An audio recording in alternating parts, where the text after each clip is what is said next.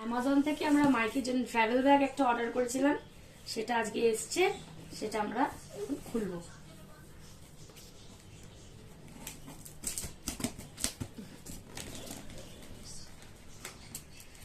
মাইকেও excited, ঘোরাঘুরি করছে আশেপাশে কি এসছে দেখার জন্য। আমরা আরো বেশি এক্সাইটেড কেমন এসছে। এখন আমরা খুলবো।